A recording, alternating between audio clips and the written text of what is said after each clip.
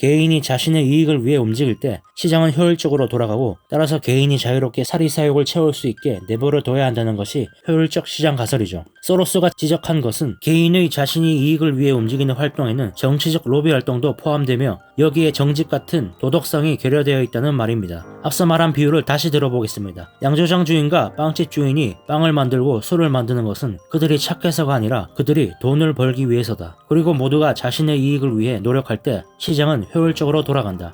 그럴싸해 보입니다. 여기에 소로스가 짚은 문제를 넣어보죠. 군수업체가 총기를 규제하는 법안을 막기 위해 로비를 하고, 보험업체가 단일 지불자 의료 시스템에 반대하기 위해 로비를 하는 것은 그들이 나빠서가 아니라 그들이 돈을 벌기 위해서다. 그리고 모두가 자신의 이익을 위해 노력할 때 시장은 효율적으로 돌아간다. 이렇게 바꿔보면 문제가 심각해 보입니다. 어디서 문제가 생긴 걸까요? 안녕하세요. 오늘 가져온 책은 조지 소로스의 투자 특강입니다. 조지 소로스는 헝가리 출신의 미국 금융가이자 자선가입니다. 그는 헝가리에서 태어나 유럽 런던 대학에서 경제학을 전공한 후 1956년 헝가리 혁명 당시 미국으로 이민하였습니다. 그는 1973년 자신의 헤지펀드인 퀀텀 펀드를 설립하여 성과를 거두었습니다. 이 펀드는 특히 1992년에 영국의 화폐를 공매도하는 역사적인 사건을 일으켰습니다. 그 결과 소로스는 10억 달러의 이익을 창출했죠. 한 나라의 화폐를 공매도해서 돈을 버는 그 펀드 때문에 소로스에 대한 인식이 보통 좋지 않습니다. 하지만 소로스는 다양한 분야에서 활동하며 특히 자선사업에 많은 관심을 가지고 있습니다. 그는 1979년에 열린사회재단을 설립하여 이후 다양한 국가에서 인권과 민주주의를 증진하는 데 기여해오고 있습니다. 이 열린사회재단은 빌 앤 멜린다 게이츠 재단에 이어 기부금 세계 2위의 재단입니다. 이 책은 2009년 10월 소로스 자신이 세운 중부 유럽 대학에서 닷새에 걸쳐 강연한 내용을 책으로 적은 겁니다. 이 책은 한마디로 철학이 정치와 경제에 미치는 영향을 말하고 그로 인해 생기는 문제와 해답을 제안합니다. 소로스는 자신을 실패한 철학가라고 묘사합니다. 책의 내용을 보면 그는 분명히 자신을 철학가라고 생각하는 듯 합니다. 확실히 철학적인 용어가 많이 포함되어 있어 분량은 길지 않지만 읽기 어려웠습니다. 같이 한번 보겠습니다. 1강 인간사를 이해하라.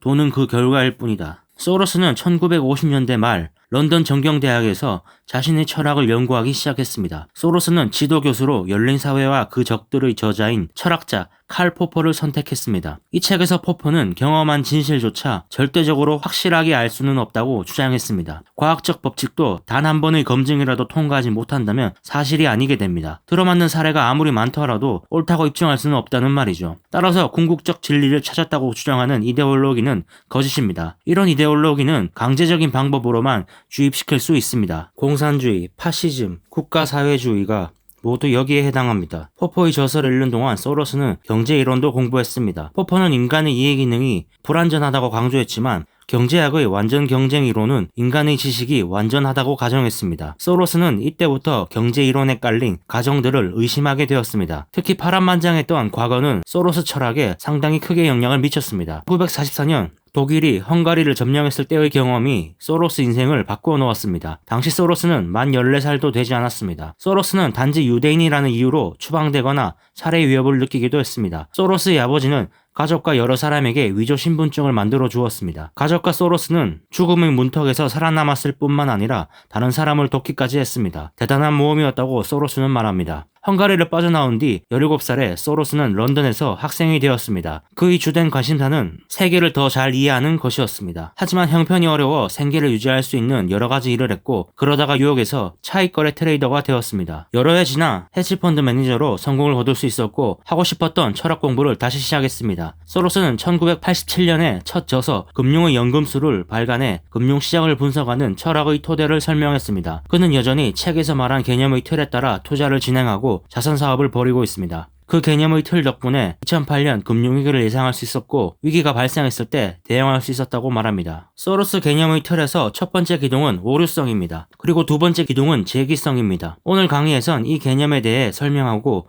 내일은 이 개념들을 금융시장과 정치에 적용해 보겠습니다. 그 다음 강의에선 시장 가치와 도덕적 가치의 차이를 살펴볼 겁니다. 그리고 마지막 강연에서는 역사의 현재 시점에서 몇 가지 예측과 처방을 제안할 겁니다. 소로스 철학의 핵심 아이디어는 간단하게 두 가지로 설명할 수 있습니다. 첫 번째는 생각하는 사람이 어떤 상황에 속해 있을 때 그 사람의 세상을 보는 관점은 항상 부분적이고 왜곡될 수밖에 없다는 것입니다. 이것이 오류성의 원리입니다. 두 번째는 이런 왜곡된 관점이 부적절한 행동을 낳기 때문에 그 상황에 영향을 미친다는 겁니다. 이것이 재귀성의 원리입니다. 예를 들어 마약 전과자를 범죄자로 취급하면 범죄 행위가 일어나게 됩니다. 문제를 잘못 파악한 탓에 마약 전과자를 잘못 다루는 셈이지요. 사람들은 재귀성의 개념을 의도적으로 회피했고 특히 경제학에서는 확실성을 추구하다가 재귀성을 인식하지 못했습니다. 경제이론의 바탕은 균형이지만 인간사의 핵심 속성은 불확실성입니다. 균형 개념과 재귀성 개념은 정면으로 충돌합니다. 이 상반되는 두 개념은 금융시장을 완전히 다르게 해석합니다. 오류성의 개념은 훨씬 명확합니다. 세상은 너무나 복잡하기에 인간은 절대 세상을 완벽하게 이해할 수 없으며 따라서 오류가 발생한다는 겁니다.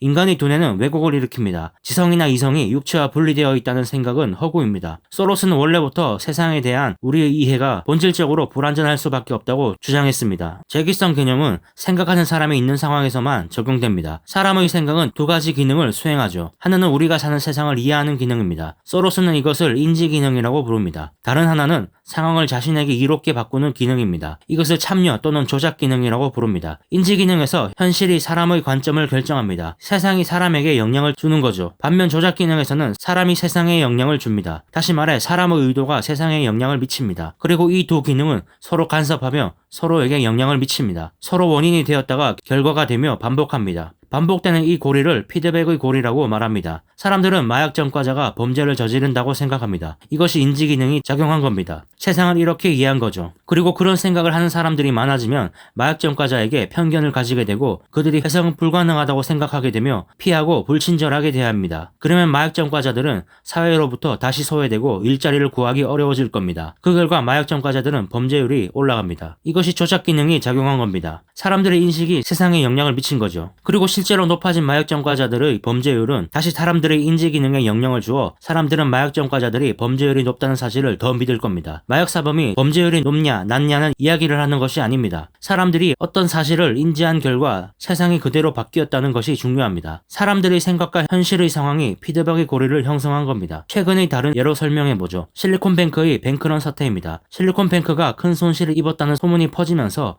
은행에 예치되었던 자금들이 급속히 빠져나가는 뱅크런 사태가 일어났고 그 결과 실제로 실리콘밸리뱅크는 자금난을 겪으면서 파산한 사건이죠. 이 사건에서 사람들의 인지 기능에 오류성이 있었던 없었던, 즉 실리콘뱅크가 큰 손실을 입었다는 것이 사실이든 아니든 뱅크런은 일어났고 실제로 은행이 파산했습니다. 사람들의 인식이 실제 현실을 바꾼 거죠. 생각의 인지 기능과 조작 기능을 다른 관점에서 보죠. 현실을 객관적 측면과 주관적 측면으로 구분하겠습니다. 주관적 측면은 사람들의 마음속에 있는 것이고 객관적 측면은 외부 현실에서 발생한 겁니다. 여기서 중요한 것은 객관적 측면의 현실은 하나만 존재하고 사람들의 마음속에 있는 생각, 즉 주관적 측면은 여러 개가 존재할 수 있다는 겁니다. 그리고 이것들은 서로에게 영향을 미칩니다. 나의 주관적인 생각은 세상의 객관적인 현실에도 영향을 미치지만 옆에 있는 다른 사람의 주관적인 생각에도 영향을 준다는 말입니다. 이런 피드백의 고리는 반복됩니다. 이런 주관적 피드백 고리는 긍정적일 수도 있고 부정적일 수도 있습니다. 부정적 피드백은 사람들의 생각과 실제 현실 상황을 가깝게 접근시킵니다. 주식시장이 고평가되어 있다고 가정해 보겠습니다. 이것은 실제 가치에 비해 사람들의 인식이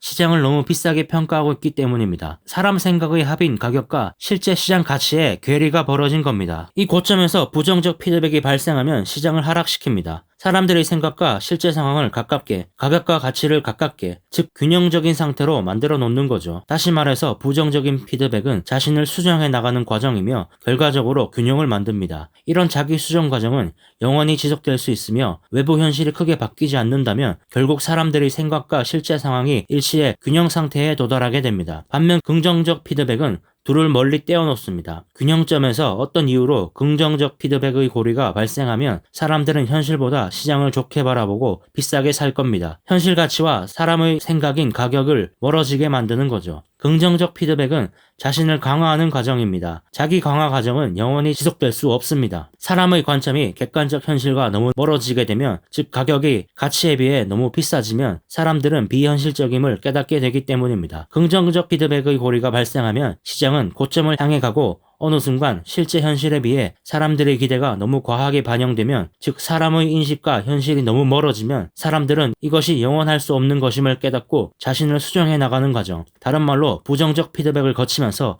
다시 균형으로 돌아옵니다. 이것이 시장의 호황과 불황이며 이것은 반복됩니다. 더 쉽게 설명해보죠. 옆에 친구가 주식을 샀다고 해서 나도 주식을 사면 긍정적 피드백입니다. 반대로 옆의 친구가 주식을 샀을 때 나는 판다면 이것은 부정적 피드백입니다. 긍정적, 부정적이라는 단어 때문에 헷갈릴 수 있지만 사실은 긍정적, 부정적이라는 단어 자체에 집착할 필요가 없습니다. 간단하게 친구가 사서 나도 사는 것은 시장의 극단을 만듭니다. 극단은 고점이 될 수도 있고 저점이 될 수도 있겠죠. 반대로 친구가 사는 이유로 내가 판다면 이것은 시장이 균형을 유지하도록 만듭니다. 사람의 주관적인 생각은 자연사에 대해서는 아무런 조작 기능을 미치지 못합니다. 모든 사람이 크리스마스에 눈이 올 거라고 생각한다고 해서 실제로 크리스마스에 눈이 내리지는 않는 것처럼 말이죠. 그러나 자연사가 아닌 인간사에는 인간 생각의 조작 기능이 영향을 미칩니다. 앞서 말했듯 많은 사람들이 어떤 주식의 가치를 비싸다고 믿으면 실제로 비싸게 거래되는 것처럼 말이죠. 모두가 이 주식은 더 비싸게 거래되어야 해 라고 생각하면 실제로 주식의 가격은 올라갑니다. 이것이 재기성입니다. 인간의 생각이 실제 가격에 영향을 미친 것이죠. 그리고 이런 일은 인간의 불완전한 인지기능, 즉 오류성에 의해 발생한 겁니다. 재기성과 오류성, 이것이 소로스 철학의 두 가지 핵심입니다. 현재 주류 경제학의 이론에는 재기성과 오류성에 대한 전제가 없다는 것이 소로스의 주장입니다. 우리는 미래를 알 수 없습니다. 그리고 옆 사람의 생각도 알 수 없죠. 이런 이유로 인간사에는 불확실성이 존재하고 생각에 오류가 발생할 수 있습니다. 경제학자들은 인간사의 불확실성을 없애려는 시도를 했습니다. 지식과 이론이 완벽하다는 가정을 했으며 그 결과 모든 것은 결국 가장 효율적인 어떤 지점으로 수렴할 것이다 라는 효율적 시장 이론을 만들어냈습니다. 자연과학이 아닌 인간의 의지가 개입하는 사회과학에서는 불확실성이 존재합니다. 경제학자들은 불확실성이 존재하는 사회과학 분야인 경제학이 마치 자연과학인 양 완벽한 이론을 만들어내고자 했습니다. 뉴턴의 물리학과 같은 이론을 사회과학인 경제학에 적용한 겁니다. 자연과학과 사회과학은 근본적으로 다릅니다. 물론 자연과학과 사회과학을 완벽하게 나누어서 이분법적으로 접근할 수는 없습니다. 생물학과 동물사회학은 이 둘 사이 어디쯤인가 위치하고 있기 때문입니다. 하지만 우리는 이 둘을 구분해서 보아야 합니다. 인간사를 다루는 사회과학에서는 확실한 진리란 없습니다. 모든 이론은 반박할 수 있는 다른 이론이 나올 때까지만 확실한 겁니다. 이유는 앞서 말했듯이 인간은 미래를 알 수 없으며 옆 사람의 생각 또한 알 수 없기 때문입니다. 간단하게 말하면 경제학과 같은 사회과학 분야에 확실한 것은 없으며 불확실한 것 투성입니다. 우리는 이런 전제를 하고 금융시장을 바라봐야 합니다. 다음 강연에서는 주류 경제학이 재기성과 오류성을 부정한 결과 어떤 모순이 생겼는지 이야기하겠습니다. 오류와 불확실성에 투자하라. 이번 시간에는 첫 번째 강연에서 소개한 개념인 오류성, 재기성, 인간 불확실성의 원리 등을 금융시장에 적용해 보겠습니다. 금융시장은 어제 강연에서 추상적으로 설명한 아이디어를 검증하기에 아주 좋은 실험실입니다. 사건이 전개되는 과정을 관찰하기가 다른 어떤 분야보다 쉽기 때문입니다. 현재 주류 이론인 효율적 시장 가설과 소로스가 제기한 해석은 정면으로 부딪히므로 이것을 검증할 수 있는 기회도 많았습니다. 먼저 효율적 시장 가설에 대해 보죠. 효율적 시장 가설은 시장이 대개 균형을 이룬다고 주장하며 외부에서 충격을 받는 경우에만 무작위로 균형에서 벗어난다고 말합니다. 이 이론이 옳다면 소로스의 이론은 틀린 겁니다. 소로스 개념의 틀을 금융시장에 적용할 때 중요한 두 가지 원리를 설명하겠습니다. 첫 번째, 시장 가격은 항상 펀더멘털을 왜곡합니다. 간단히 말해 시장은 가격을 잘못 반영할 수 있다는 말입니다. 왜곡의 정도는 작을 수도 있고 클 수도 있습니다. 이 원리는 시장이 모든 정보를 정확하게 반영한다고 주장하는 효율적 시장 가설과 정면으로 부딪힙니다. 둘째, 금융시장은 펀더멘털에도 영향을 미칩니다. 시장에서 측정된 왜곡된 가격이 다시 그 기업의 펀더멘털을 바꾸어 놓을 수 있다는 말입니다. 최근 효율적 시장 가설의 대안으로 불리는 행동경제학은 바로 이 부분을 놓친 겁니다. 행동경제학은 시장이 가격을 잘못 측정할 수 있다는 것에만 집중합니다. 따라서 행동경제학은 재기 과정의 절반만 분석한 겁니다. 추가적으로 설명해보죠. 사람의 생각에는 오류성이 있고 따라서 가격을 잘못 매길 수 있습니다. 다시 말해 금융시장은 가격을 잘못 매길 수 있습니다. 그리고 이 잘못된 매겨진 가격은 다시 현실의 펀더멘털에 영향을 미칩니다. 이것이 소로스 철학의 주장입니다. 따라서 주류 경제학인 효율적 시장 가설은 틀렸다고 주장합니다. 왜냐하면 시장은 가격을 잘못 측정할 수 있기 때문입니다. 그리고 효율적 시장 가설의 대안인 행동 경제학은 반쪽짜리 이론입니다. 시장이 가격을 잘못 매길 수 있는 것에만 집중했고 이렇게 잘못 매겨진 가격이 다시 펀더멘털,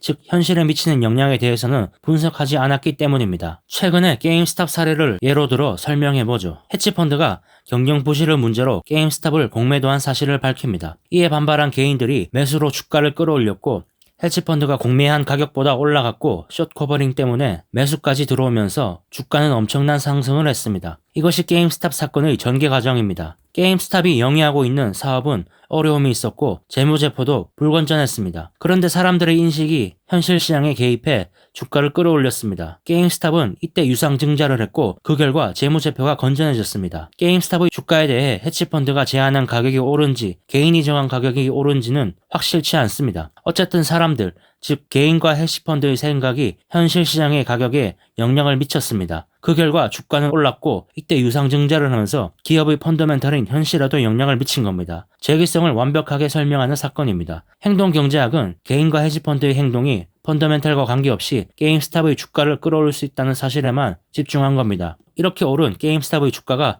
다시 게임스탑의 펀더멘털을 좋게 만드는 것까지 분석해야 완벽한 이론이라는 것이 소로스의 주장이며 바로 재기성 이론입니다. 소로스가 주장하는 이 두 가지 원리는 재기적 피드백의 고리입니다. 사람들의 인식이 주가에 영향을 주면서 펀더멘털도 바뀌고 이렇게 바뀐 펀더멘털은 다시 사람들의 인식에 영향을 줍니다. 이것이 재기적 피드백의 고리입니다. 이런 피드백의 고리로 인해 가격이 왜곡된다면 이것은 자기 강화의 과정이고 긍정적 피드백입니다. 반대로 가격이 균형을 찾아가는 피드백은 자기 파멸의 과정이며 부정적 피드백입니다. 1장에서 설명했듯이 옆 사람이 주식을 산다고 해서 나도 주식을 산다면 이것이 긍정적 피드백입니다. 그리고 이런 긍정적 피드백은 가격의 왜곡을 만듭니다. 대표적으로 주식시장의 버블이죠. 이런 버블이 계속될 수 없다는 것을 사람들이 깨닫기 시작하면 피드백의 고리는 반대쪽으로 움직이기 시작합니다. 옆 사람이 주식을 살 때 나는 파는 겁니다. 즉 부정적 피드백의 고리가 시작되는 거죠. 그리고 그러면서 시장은 균형을 찾아갑니다. 버블이 터지는 과정이죠. 소로스는 이런 과정으로 호황과 불황을 설명한 겁니다. 모든 거품에는 두 가지 요소가 있습니다. 하나는 현실에 존재하는 추세이고 다른 하나는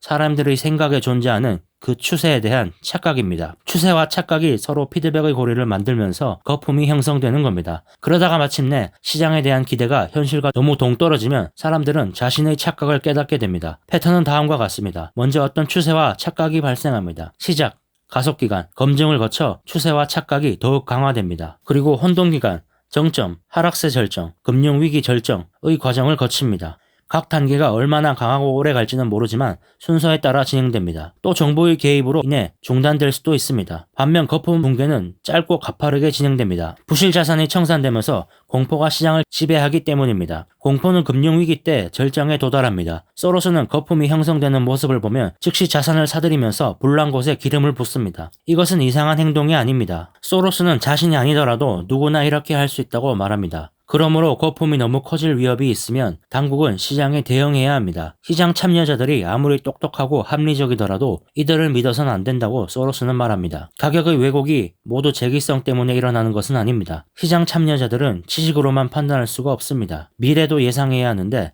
미래는 사람들이 나중에 내리는 결정에 따라 달라집니다. 사람들이 나중에 어떤 결정을 내릴지, 이런 결정이 어떤 영향을 미칠지는 정확히 예상할 수 없습니다. 그런데도 우리는 판단을 내려야 합니다. 우리는 이런 불확실한 상황 속에서도 결정을 내릴 수밖에 없습니다. 그래서 결정 또한 불확실하며 또 편향적일 수밖에 없습니다. 바로 이런 이유로 가격이 왜곡됩니다. 균형에 가까운 상황과 균형에서 동떨어진 상황을 구분해두면 유용합니다. 균형에 가까운 상황은 단조롭고 반복적인 일상 사건들이라서 통계 이론으로 분석할 수 있습니다. 그러나 균형에서 동떨어진 상황은 독특한 역사적 사건을 일으키며 그 결과가 불확실해서 일상적인 사건에 바탕을 둔 통계 이론을 무너뜨릴 수 있습니다. 예를 들면 코로나로 인해 폭락이 바로 균형에서 멀어진 사건입니다. 균형에 가까운 상황에서 결정에 도움이 되는 원칙들은 균형에서 동떨어진 상황에서는 적용되지 않습니다. 최근의 금융위기가 바로 그런 경우입니다. 여기서 말하는 최근의 금융위기는 2008년 미국의 금융위기를 말합니다. 균형에 가까운 상황을 가정해서 만든 모든 위험관리 도구들이 무너져 버렸습니다. 평상시를 대비해 만들어둔 위험 대비 모델에 의존했던 사람들은 더 심한 타격을 받았습니다. 또 최근 들어 이런 폭락의 과정은 점점 더 빨라지고 있습니다. 따라서 엄청난 시간의 압박 속에서 결정을 내려야 했습니다. 그리고 그것을 규제 당국도 마찬가지였습니다. 그래서 균형에서 멀어진 상황은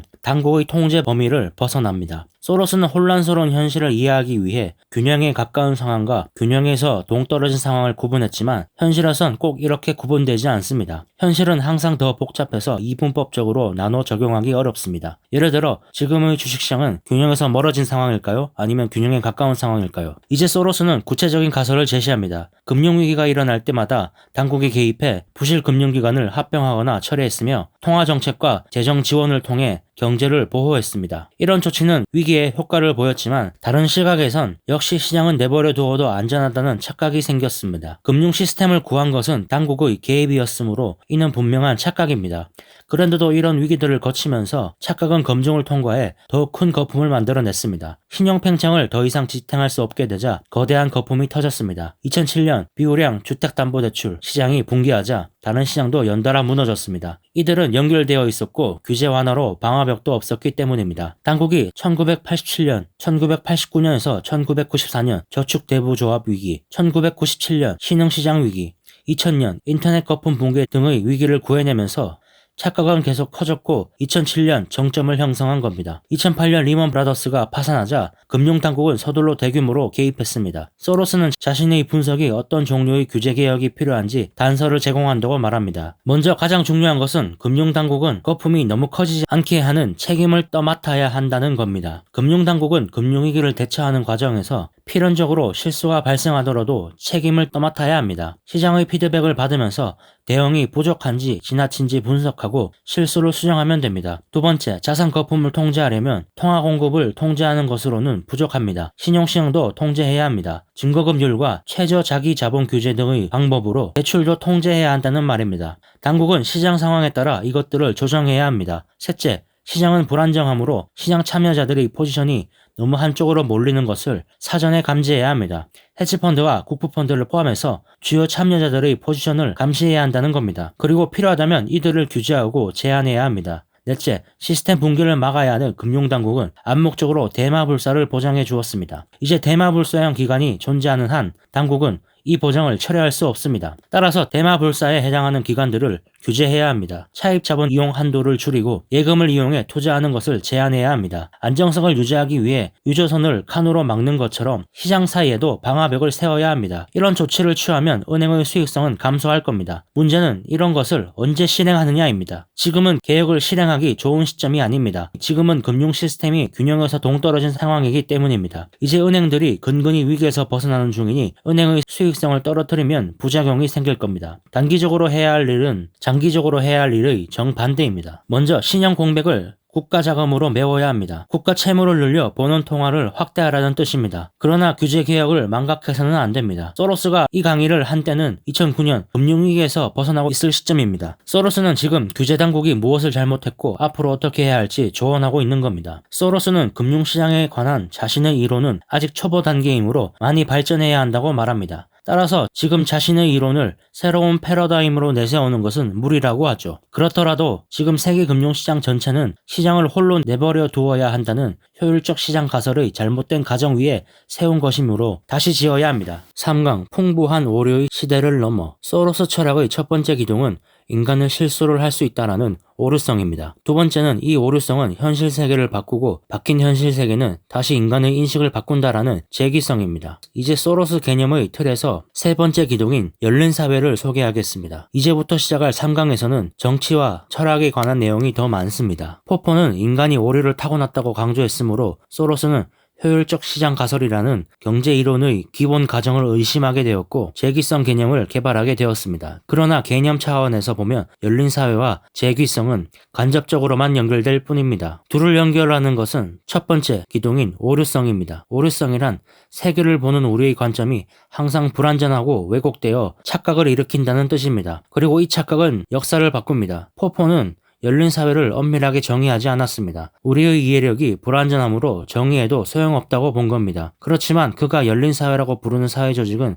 민주주의와 매우 비슷합니다. 책에서도 열린 사회의 정확한 개념은 나오지 않습니다. 그러나 그 반대 개념인 닫힌 사회의 특징을 보면 대충 감은 잡을 수 있습니다. 닫힌 사회에서 다른 생각은 잘못된 생각입니다. 또 토론과 지식의 탐구는 지도 세력에 대한 음해입니다. 반면 열린 사회에서 사람은 틀릴 수 있는 존재입니다. 열린 사회에서 사람들은 토론을 자유롭게 하고 스스로의 말에 책임을 집니다. 소로스는 많은 공산국가의 재단을 세워 열린 사회를 만들기 위해 노력했습니다. 이런 노력에 배운 것이 하나 있습니다. 닫힌 사회가 붕괴한다고 해서 열린 사회가 되는 것은 아니라는 겁니다. 공산주의가 닫힌 사회인 것은 맞지만 공산주의가 붕괴한다고 해서 열린 사회가 되는 것은 아니라는 겁니다. 이 말은 민주주의라고 해서 전부 열린 사회가 아닐 수도 있다는 말입니다. 소로스가 열린 사회의 개념을 철저하게 제거하게 된 계기는 2004년 미국 대통령 선거에서 조지 부시가 재선된 사건이었습니다. 부시는 테러와 전쟁한다는 명분으로 이라크를 침공해 인권을 침해했습니다. 그런데도 재선이 되었죠. 인간 생각의 조작 기능이 인지 기능보다 우선한 겁니다. 소로스는 부시 정부의 조작 기능이 세상에 영향을 주었고 그 결과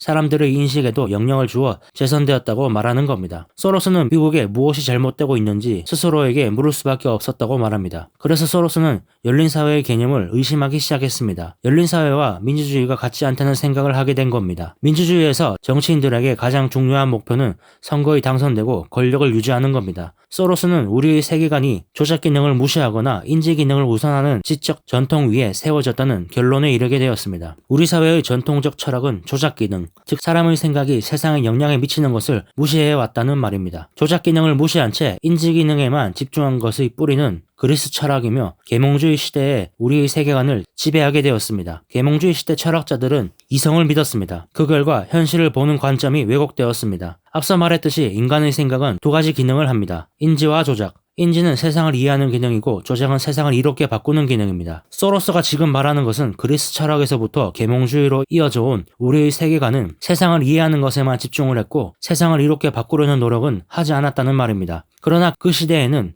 적합한 세계관이었습니다. 지구 탐사조차 충분히 이루어지지 않는 시대였으니 세상을 이해하려 노력하기만 해도 보상을 얻을 수 있었습니다. 프랑스 혁명 지도자들은 급진적 계몽주의를 내세웠으며 이성의 도움으로 사회를 다시 세울 수 있다고 믿었습니다. 하지만 신념은 공포로 바뀌었습니다. 계몽주의 철학자들이 저지른 실수를 포스트 모더니스트는 계몽주의 오류라고 불렀습니다. 소로스는 풍부한 오류라고 부릅니다. 이성과 현실을 이분법으로 나누는 것은 자연현상을 연구하는 데에는 효과적이었지만 인간사를 연구할 때는 풍부한 오류를 만들어냈습니다. 바로 이런 현상이 계몽주의에서 일어난 겁니다. 계몽주의 오류는 우리 세계관에 깊이 뿌리내려 있습니다. 그래서 포퍼는 자연과학과 사회과학에 똑같은 기준을 적용했고 뉴턴의 물리학을 바탕으로 경제이론을 구성했습니다. 또 효율적 시장 가설에도 계몽주의 오류가 깔려 있습니다. 제가 이해한 대로 정리해보면 계몽주의는 세상을 제대로 이해하기만 하면 모든 것이 제대로 돌아갈 것이라고 생각한 겁니다. 사람을 믿은 거죠. 그래서 세상을 이해하는 데만 집중한 겁니다. 계몽주의가 기저에 있다는 효율적 시장 가설도 시장은 내버려두면 제대로 돌아간다는 주장이죠. 그러나 소로스가 말했듯이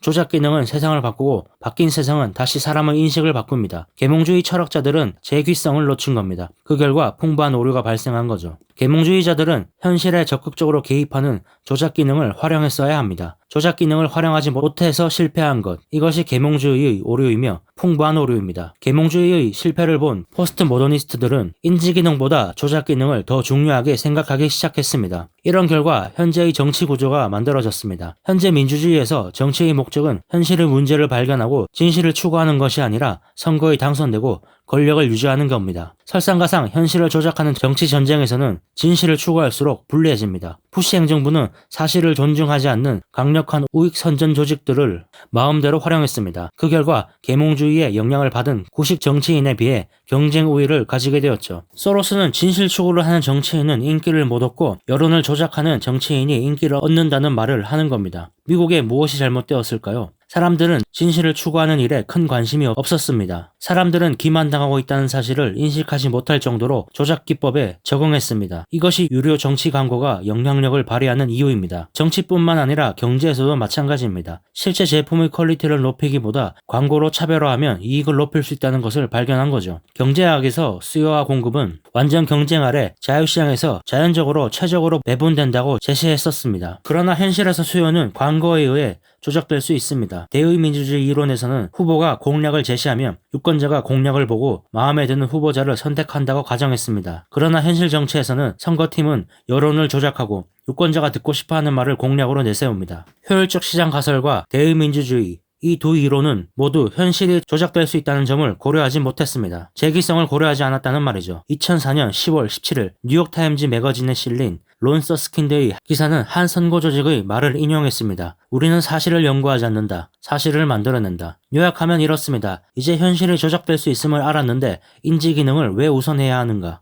왜 직접 조작하지 않는가? 왜 진실보다 권력을 추구하지 않는가? 이런 주장에 대해 대답해야겠습니다. 현실을 조작할 수는 있지만 그 결과 조작자의 의도에서 벗어날 수밖에 없습니다.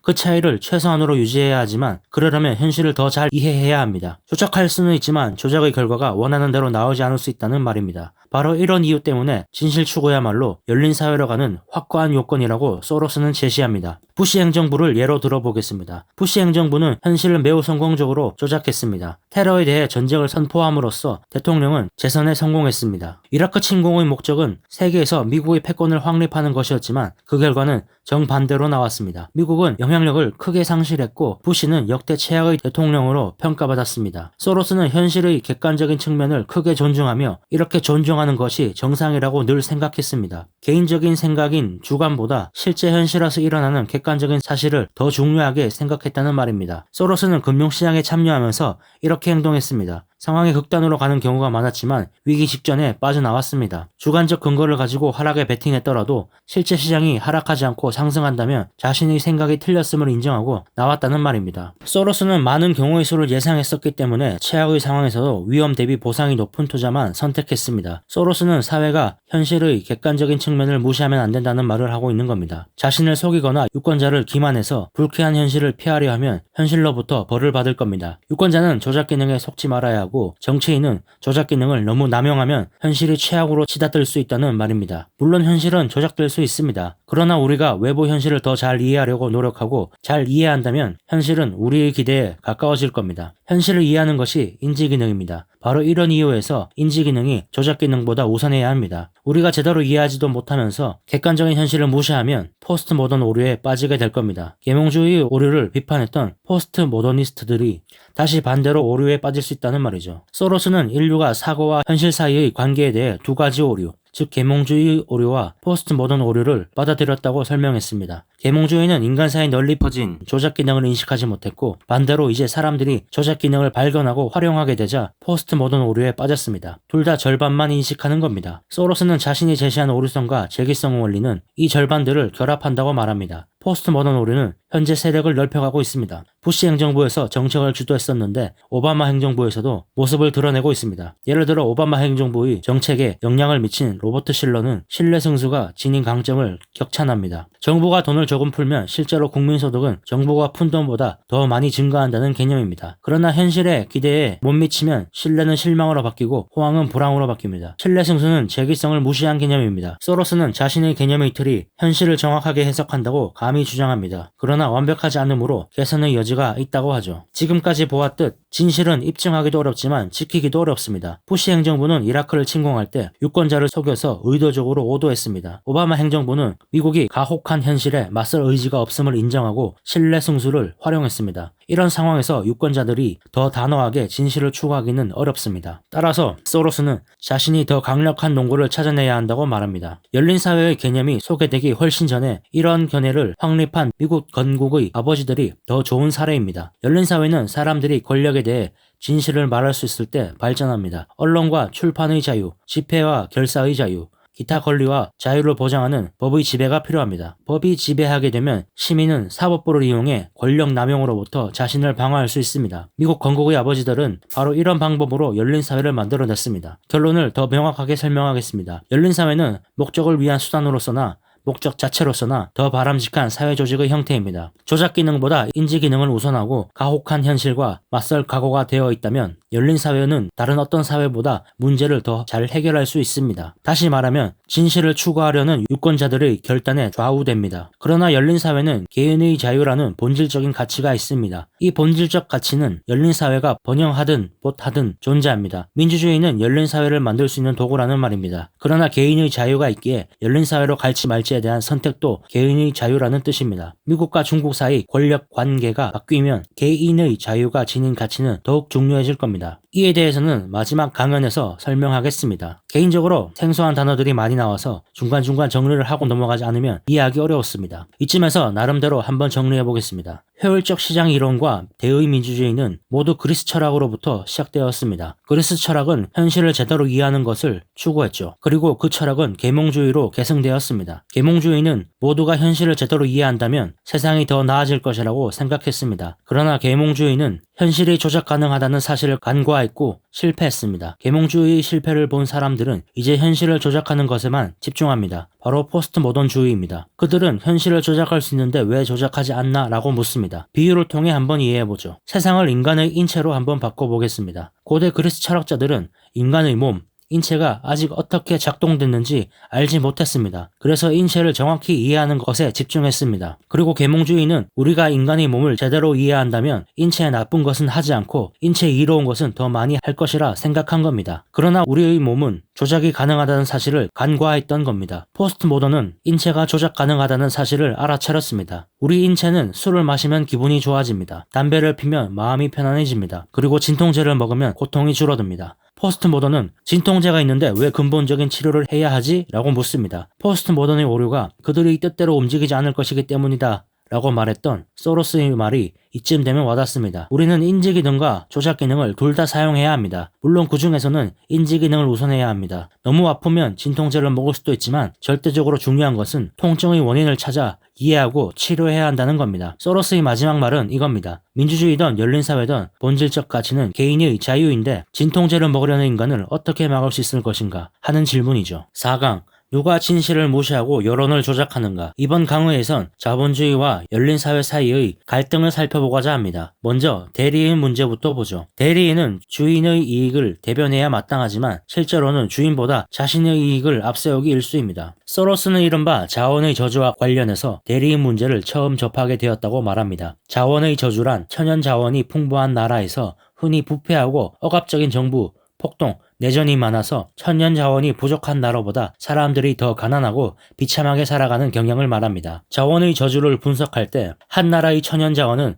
그 나라 국민의 재산입니다. 그러나 국민을 대변해야 하는 정부들은 주인인 국민보다 자신의 이익을 앞세워 온갖 부패 관행을 만들어냅니다. 한편 국제석유회사와 광산회사, 경영진은 회사의 이익을 너무도 잘 대변합니다. 이들은 이권을 획득하려고 정부에 뇌물을 주기까지 합니다. 기꺼이 뇌물을 주고받는 행위가 자원의 저주를 일으키는 근본 원인입니다. 공산주의도 대리인 문제 때문에 실패했습니다. 모두가 능력만큼 이바지하고 필요한 만큼 받아야 한다는 카를 마르크스의 제안은 매우 매력적인 아이디어였지만 공산주의 지도자들은 자신의 이익을 앞세웠습니다. 대리인 문제는 대의민주주의에도 해악이 되었습니다. 선출된 대표 권력을 사용해서 공익을 해쳐가면서 자신의 이익을 추구합니다. 또 금융업계의 대리인들은 주인의 이익을 보호하는 일보다 자신의 수수료를 더 챙기는 일에 관심이 있습니다. 대리인 문제는 어디에나 존재하는 듯합니다. 그러나 사람들은 이 문제를 전혀 인식하지 못했습니다. 이는 재기성을 제대로 이해하지 못했기 때문입니다. 가치는 객관적 현실보다 인식에 더 좌우됩니다. 사람들은 시장이 보이지 않는 손으로 활동하면서 수요와 공급의 균형을 유지한다고 생각합니다. 그리고 보이지 않는 손이 그토록 효율적인 것은 도덕적 판단을 내릴 필요가 없기 때문이라고 봅니다. 그러나 인간이 모두 개인의 이익에 따라 행동한다고 받아들인다면 도덕적 판단은 존재할 여지가 없습니다. 그리고 도덕적 규범이 없으면 사회도 존재할 수 없습니다. 효율적 시장 이론이란 보이지 않는 손이 시장의 수요와 공급을 자연스럽게 균형 맞춰준다는 이론입니다. 그 이유는 사회 구성원들이 도덕적 판단이 아닌 개인의 이익을 추구하기 때문입니다. 도덕적 판단이 들어가면 시장은 왜곡될 수 있습니다. 다시 말해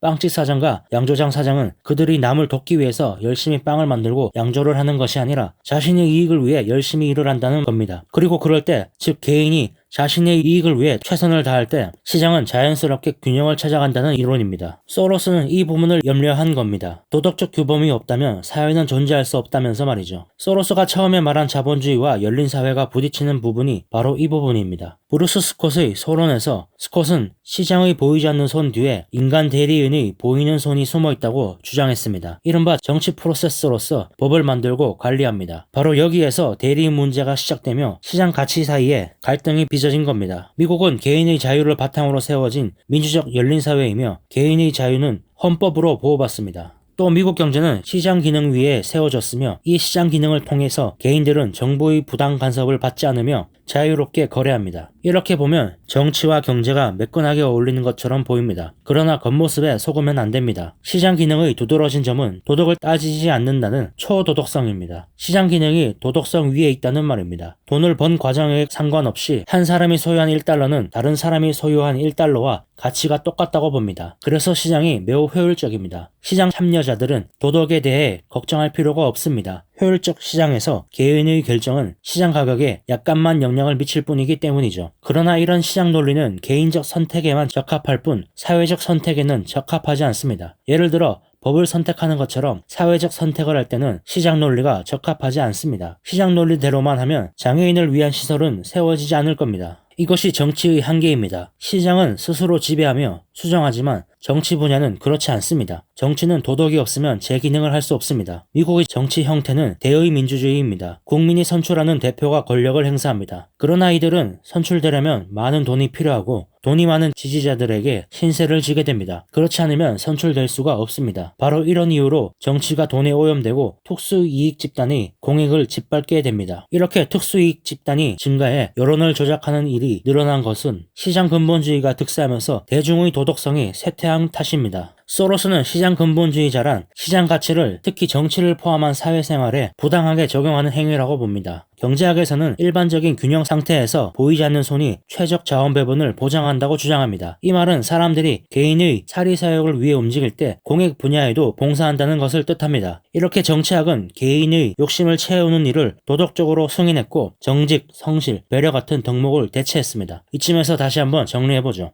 앞서 말했다시피 개인이 자신의 이익을 위해 움직일 때 시장은 효율적으로 돌아가고 따라서 개인이 자유롭게 사리사욕을 채울 수 있게 내버려 둬야 한다는 것이 효율적 시장 가설이죠. 소로스가 지적한 것은 개인의 자신이 이익을 위해 움직이는 활동에는 정치적 로비 활동도 포함되며 여기에 정직 같은 도덕성이 결여되어 있다는 말입니다. 앞서 말한 비유를 다시 들어보겠습니다. 양조장 주인과 빵집 주인이 빵을 만들고 술을 만드는 것은 그들이 착해서가 아니라 그들이 돈을 벌기 위해서다. 그리고 모두가 자신의 이익을 위해 노력할 때 시장은 효율적으로 돌아간다.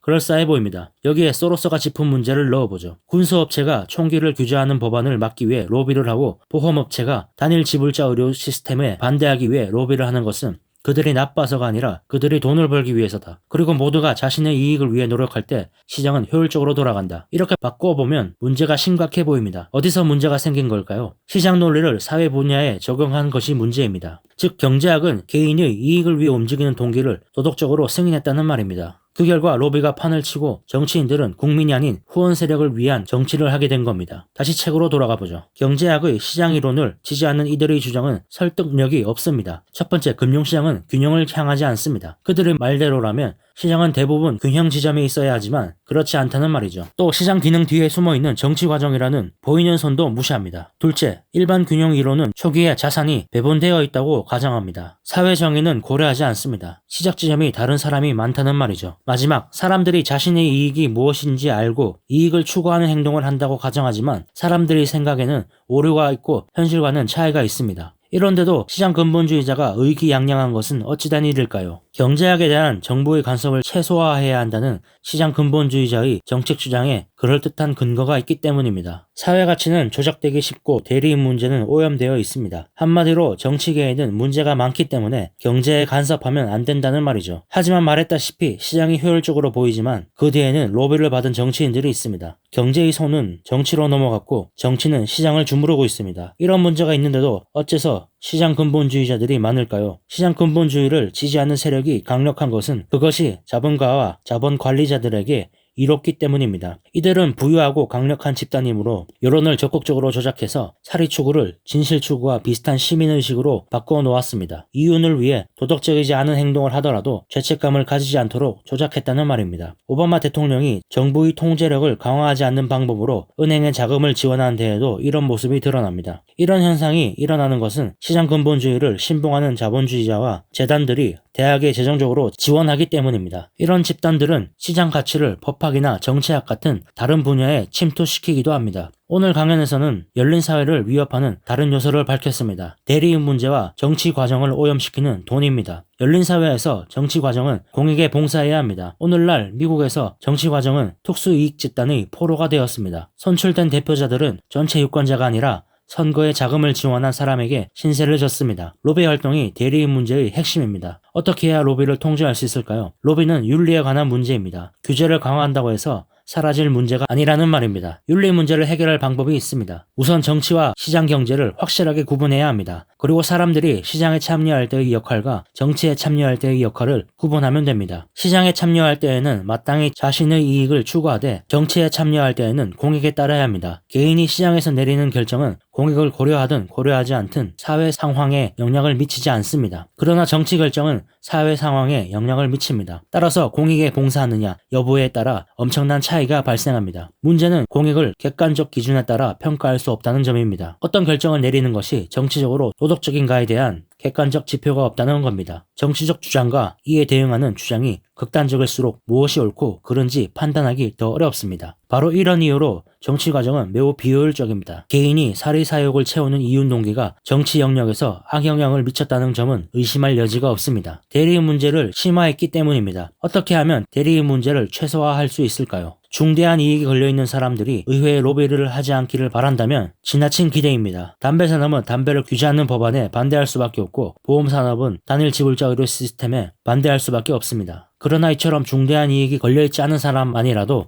이익보다 공익을 우선해야 합니다. 요약하자면 소로스는 앞의 강연에서 인지기능이 조작기능보다 우선해야 한다고 주장했습니다. 또 오늘 강연에서는 이윤 동기가 기존 법 안에서는 절대적으로 합법적이지만 입법 과정에서는 공익이 개인의 이익보다 우선해야 한다고 주장했습니다. 유권자 일부만이라도 위 두 조건을 지킨다면 소로스는 대의민주주의 기능이 개선되리라 굳게 믿는다고 말합니다. 이번 강의의 마지막으로 소로스는 개인적인 이야기를 합니다. 소로스는 자신이 주장한 것을 실천해 왔다고 말합니다. 헤지펀드 매니저였을 때는 법 안에서 자신의 이익을 극대화하려고 노력했습니다. 이제 시민으로서 소로스는 개인적 이익에 해가 되더라도 법을 개선하고자 한다고 합니다. 예를 들어 다른 금융기관과 함께 헤지펀드를 규제하는데 찬성합니다. 진실을 무시하고 여론을 조작하려는 집단들을 유권자들이 거부해야 열린사회가 유지될 수 있습니다. 소로스는 미국을 2세기 동안 잘 지탱해온 정치 과정이 쇠퇴한 것 같다고 말합니다. 미국에서는 양대 정당이 중도를 놓고 경쟁했고 중도의 입지가 축소되면서 정치는 갈수록 양극화되었습니다. 결국 민주주의가 어떻게 기능을 하느냐는 그 나라의 국민에게 달렸습니다. 정치에 참여할 때의 기능과 시장에 참여할 때의 기능을 구분하는 사람들이 늘어난다면 미국 민주주의 기능이 개선되리라 믿습니다. 각 개인에게 달린 문제입니다. 이것이 소로스가 해온 일입니다. 사라지는 중도를 재건하는 일에는 극소수의 사람이 참여해도 도움이 될 겁니다. 마지막에 소로스는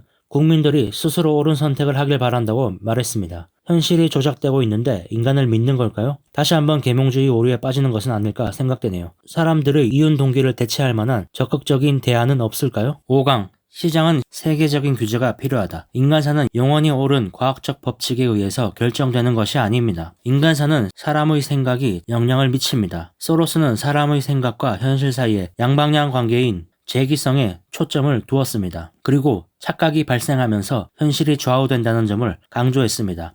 그리고 이것들 때문에 불확실성이 생기고 따라서 미래를 예측하기 불가능해집니다. 그렇더라도 그럴듯한 시나리오를 다양하게 그려내서 그 발생 가능성을 평가할 수는 있습니다. 소로스는 시나리오를 그리고 평가하는 분야에서 전문가였다고 주장합니다. 소로스는 투자자로서 예측에 집중했고 자선가가 되어 처방을 제시하기도 했습니다. 오늘은 이 두 가지 직무에 대해 집중적으로 논의하고자 합니다. 우리는 불확실성 범위가 이례적으로 넓은 역사적 순간을 맞이했습니다. 제2차 세계대전 이후 최악의 금융위기를 방금 지나왔습니다. 그런데도 금융 시스템이 인위적으로 유지되고 있습니다. 리먼 브라더스가 파산한 지 겨우 1년이 지나서 금융시장은 안정을 되찾았고 주식시장은 반등했으며 경제는 회복 신호를 보여주고 있습니다. 유감스러운 이야기이지만 이번 회복세는 활력을 잃기 쉽고 2010년이든 2011년이든 다시 침체가 올 수도 있습니다. 지금의 분위기로 봐선 이런 견해는 맞지 않지만 오히려 지금의 분위기가 현실과 동떨어진 것이라고 생각합니다. 사람들 대부분은 이번 위기가 이전 위기와 다르다는 사실조차 아직 실감하지 못했습니다. 소련이 붕괴한 다음 미국은 유일한 초강대국으로 떠올랐습니다. 어떤 나라라도 아니면 몇 나라를 합쳐도 미국의 패권에 도전하지 못할 정도였습니다. 그러나 미국이 주도하는 단극 체제는 뿌리를 내리지 못했습니다. 부시는 이라크를 침공해 미국 패권을 추구했지만 의도와 정반대의 결과를 얻었습니다. 미국은 힘과 영향력을 가파르게 쇠퇴했습니다. 새로운 세계 질서가 떠오를 때 과거처럼 미국이 지배하게 되지 않을 겁니다. 따라서 현재 일어나는 상황을 이해하려면 지금까지와는 다른 개념의 틀이 필요합니다.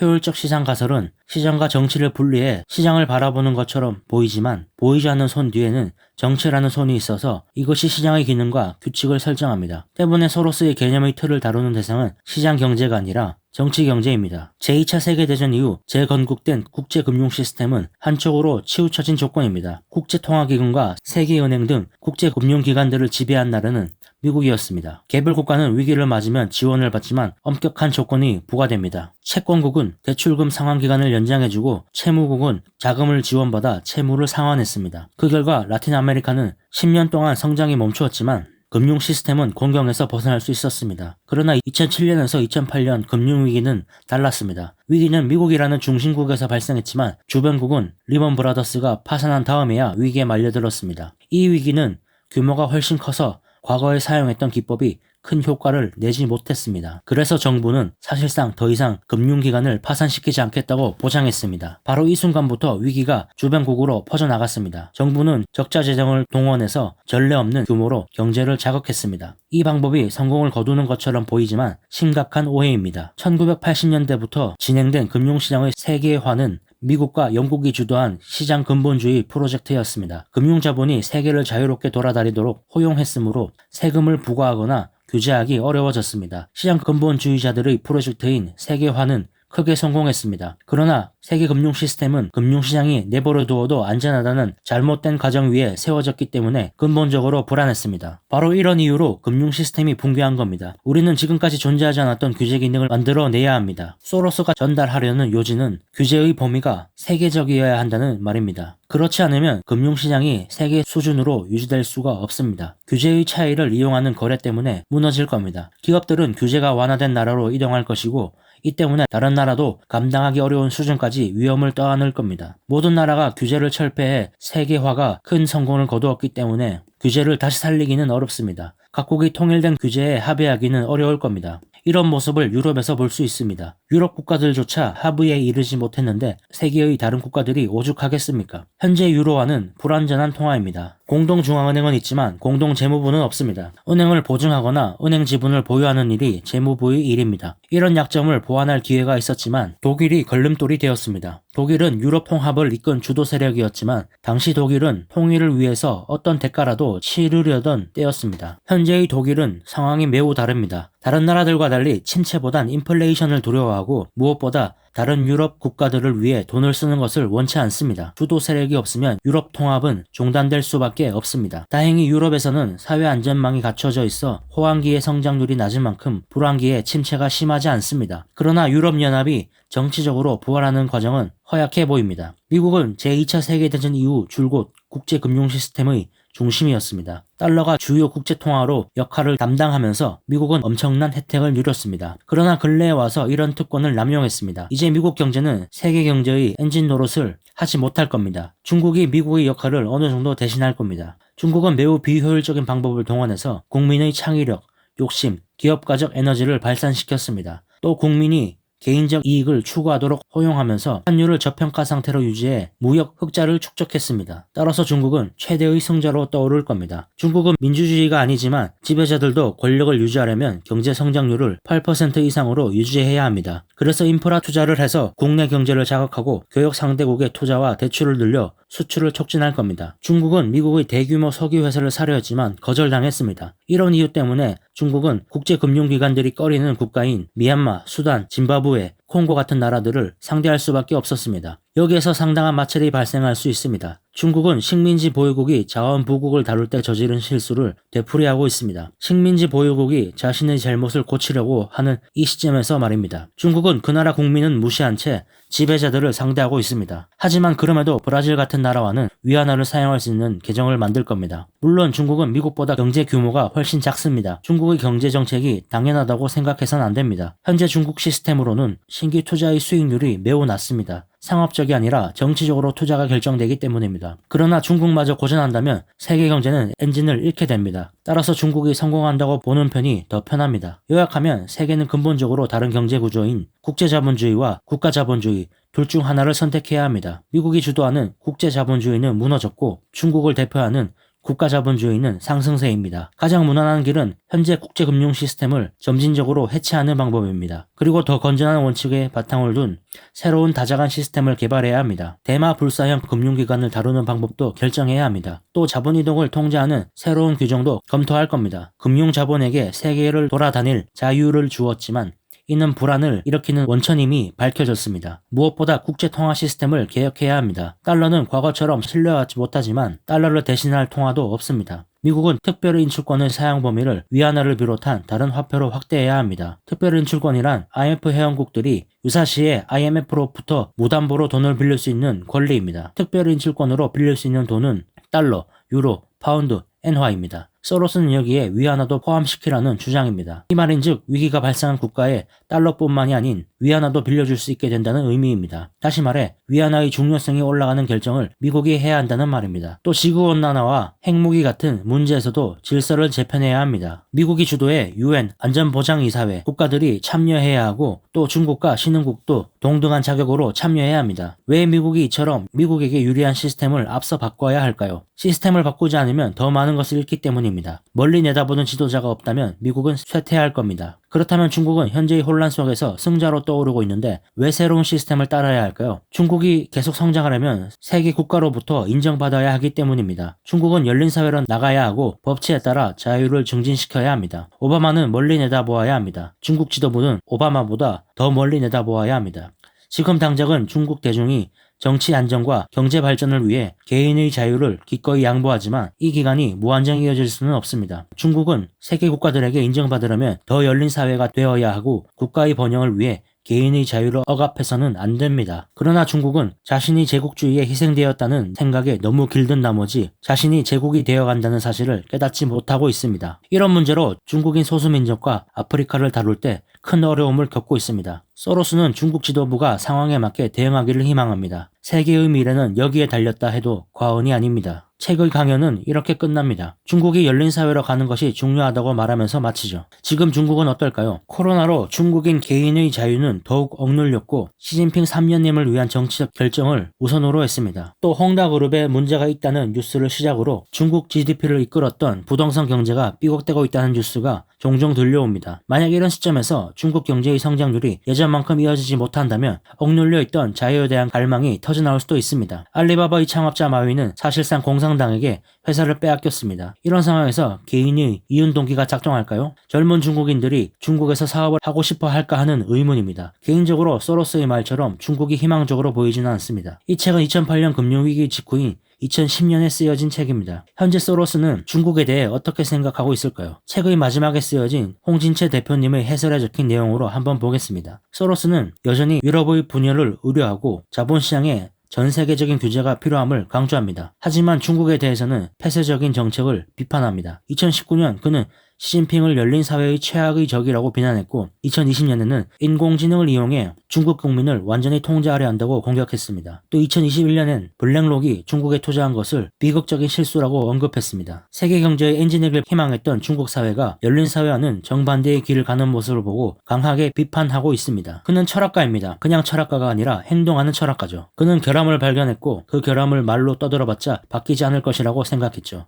그리고 실제로 그랬습니다. 프랑화에 대한 문제를 제기했을 때 결함을 바로잡기는커녕 비난이 돌아왔죠. 그래서 그는 입으로 떠들기보단 행동으로 결함을 입증하기로 했습니다. 투기꾼이 돈을 번다는 것은 곧 당국이 무언가 잘못하고 있다는 증거다. 그러나 그들은 잘못을 인정하려 들지 않는다. 행동하는 철학가로서 보여주었습니다. 또 그는 우리가 그렇게 하지 않더라도 그 과정은 거의 비슷하게 진행되었을 것이다. 우리는 그 과정을 조금 가속화했을 뿐이었다. 라고 말합니다. 책을 읽으면서 소로스와 폴 크루먼의 견해가 비슷하다고 느꼈습니다. 크루먼은 소로스의 파운드와 공매도 사건이 영국 정부에 모욕감을 주기는 했으나 영국 전체에는 오히려 좋은 일을 한 것이라고 말했죠. 파운드화의 가치를 유지할 필요가 없어진 영국 정부는 금리를 내릴 수 있었고 환율은 안정되었으며 영국 경제는 회복세로 돌아섰죠. 세계적인 규제가 필요하다는 주장에도 크루먼과 비슷합니다. 국제적 자본 흐름에 규제가 필요하다고 했습니다.